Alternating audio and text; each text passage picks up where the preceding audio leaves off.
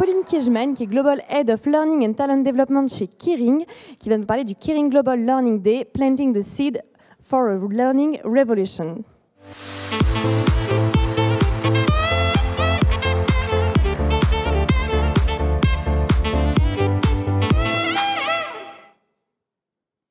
Bonjour à tous. Ça vous va si je le fais en français et que je parle beaucoup anglais ? Malheureusement, c'est une présentation que je ne fais que en anglais, donc je vais essayer de la traduire en français dans ma tête, mais je ne peux pas vous le garantir. Moi, j'ai accepté de venir pour deux raisons. La première, c'est que je suis absolument convaincue du pouvoir des histoires. Et on n'a peut-être pas la chose la plus innovante, il y a peut-être des choses qui se font mieux ailleurs, etc. Mais l'histoire de ce qu'on a vécu ces derniers 3 ans, c'est une histoire qui, pour moi, est un bon symbole de ce que ça veut dire la culture de la confiance. Et rien que ça, déjà, je trouve que ça a du poids.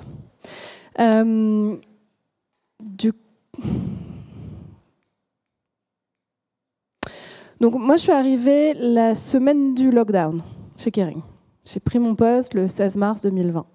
Vous imaginez bien que les premiers 18 mois, je n'ai pas fait grand-chose de stratégique. Pour tous ceux qui travaillent un peu dans les RH et la formation et qui ont travaillé à ce moment-là, on a beaucoup réinventé la roue, on a beaucoup imaginé comment on allait faire les choses différemment.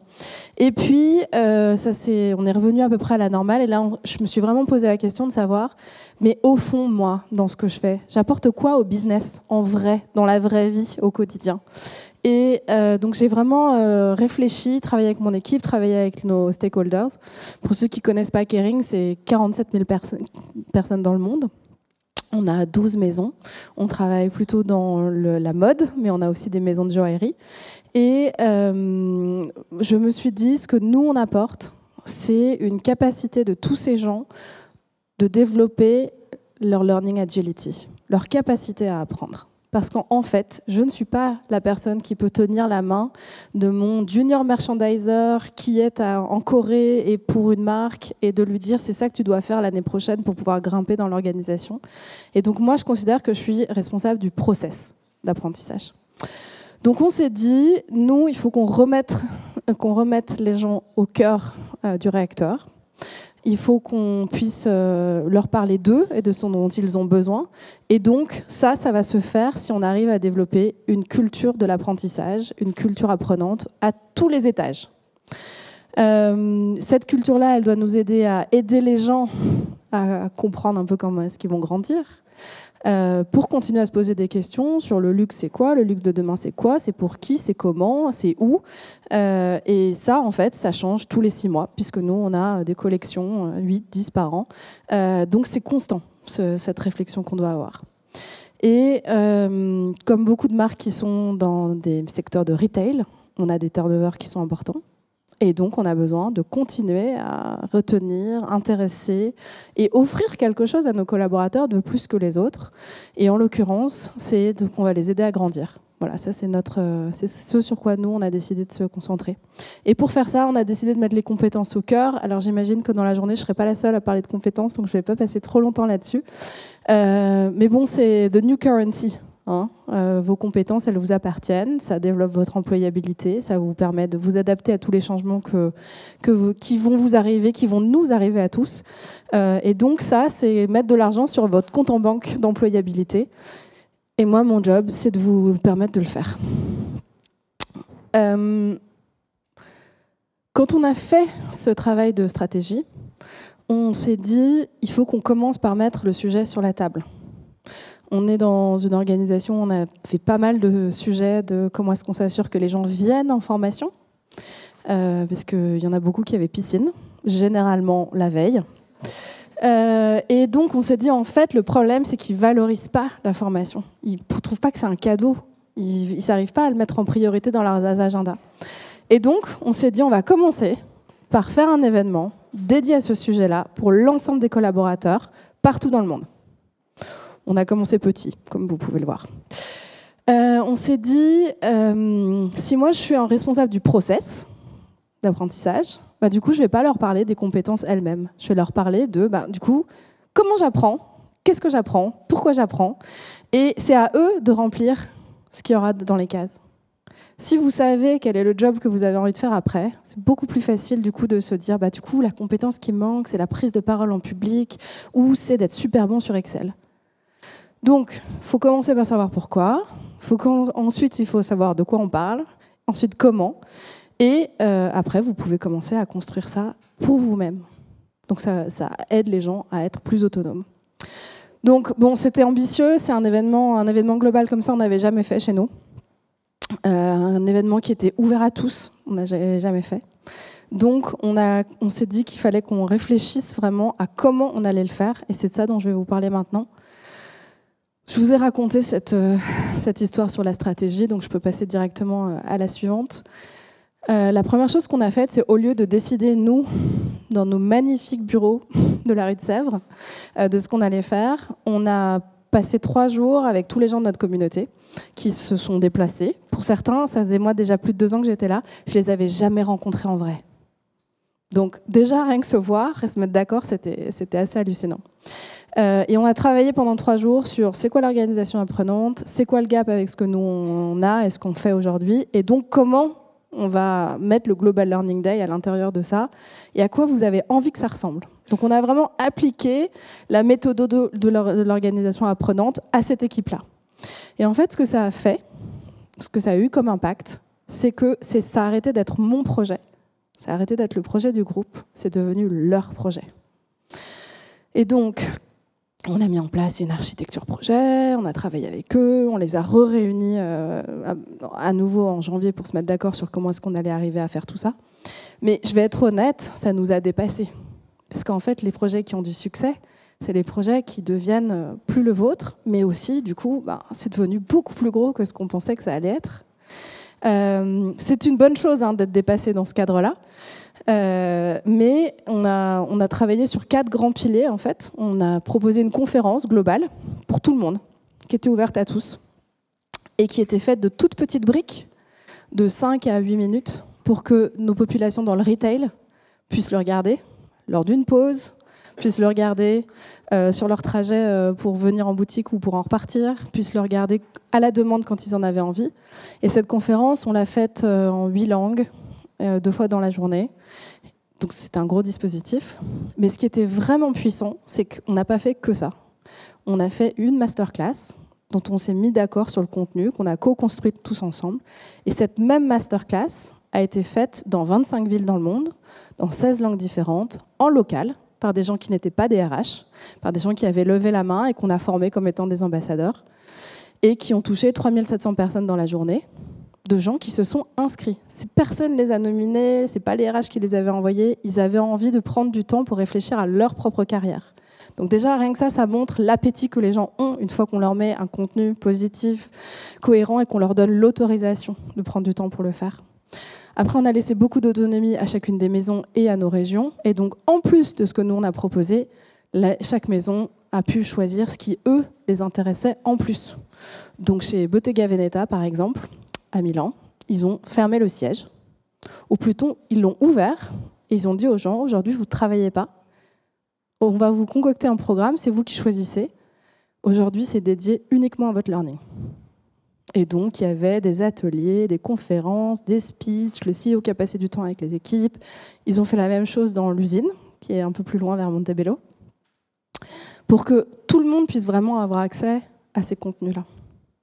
Et puis, on a fait une campagne de com. Alors, jusqu'ici, rien de spécial. Mais chez Kering, c'est la campagne de com qui a eu le plus de résonance avec les collaborateurs, le plus de vues, le plus de likes, le plus de shares. Et en fait, les posts qui ont été le plus importants, c'est que sur les 150 posts de ce groupe-là qu'on avait sur notre réseau interne, plus des 2/3 venaient des gens qui étaient sur le terrain et qui ont eu envie de partager avec nous ce qu'ils avaient vécu. Donc on avait des photos de tout le monde, dans les stockrooms des boutiques, partout, littéralement partout dans le monde, qui avaient envie de nous montrer comment eux, ils ont décliné cette masterclass, comment ils l'ont vécu, ce qu'ils ont fait. Et ça a donné, je vous montrerai quelques photos après, quelque chose d'assez... C'était extrêmement touchant, en fait, l'appétit que ces gens avaient pour être connectés à quelque chose de plus grand autour du développement. Donc la journée, je voulais vous montrer à quoi ça ressemblait.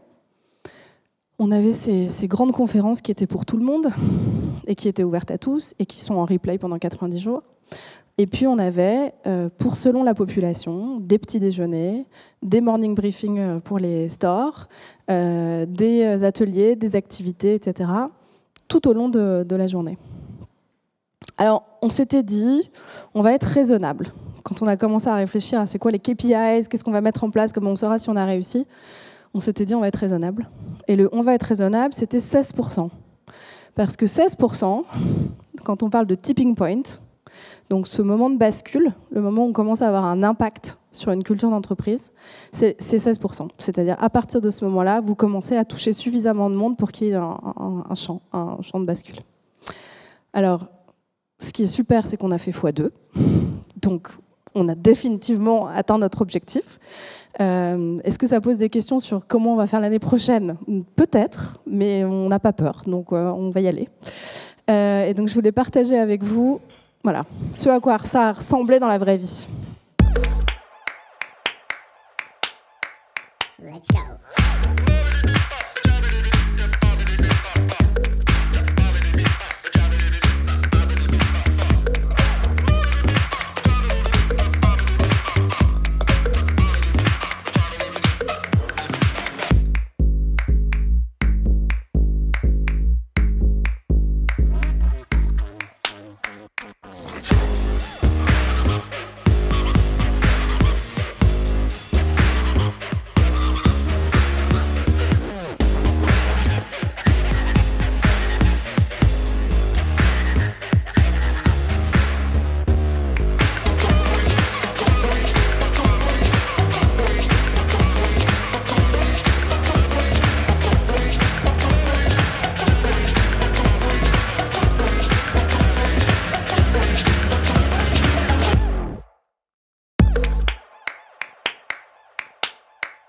Let's go.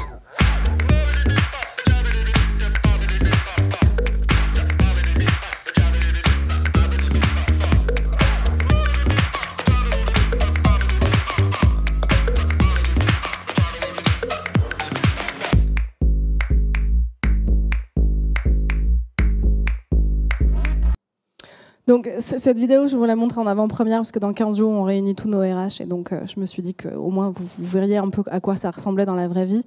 La masterclass, je pense que c'est le processus qui, pour moi, a été le plus impressionnant parce qu'en termes de rapport qualité-coût, c'était vraiment pas très cher. On a travaillé avec une personne avec qui j'avais déjà travaillé dans le passé. On a vraiment construit quelque chose qui allait parler aux gens, qui était hyper concret, hyper pragmatique. Et après, tous les ambassadeurs, c'était des gens de l'interne, qui ont adoré développer leurs propres compétences sur comment est-ce que je facilite quelque chose, comment est-ce que j'avance, comment est-ce que je parle d'un sujet aux gens, comment je les engage. Donc en fait, eux-mêmes, ça a été une expérience de développement. La main stage, donc cette conférence globale, c'était 80% de gens de l'interne. On n'avait que 3 speakers externes. Simplement, on a vraiment travaillé avec une agence sur l'éditorialisation. C'était quoi les messages? On a envie de les dire comment? Qui va dire quoi à quel moment? Et on a fait des capsules avec des gens qui avaient levé la main dans l'organisation. Donc des gens du retail, des gens des opérations, enfin des gens de tous les métiers et de partout dans le monde. Et puis voilà, l'énorme succès, c'est que ce jour-là, il s'est passé tout un tas d'autres choses. Puisqu'on a eu plus de 5500 personnes qui ont fait d'autres activités, que ça soit apprendre, encore une fois, chez Bottega, à faire ces intrecciato, comme ils appellent ça, à développer sa communication personnelle en Asie, ou, enfin, je ne peux pas tout vous lister, parce qu'il y en avait trop.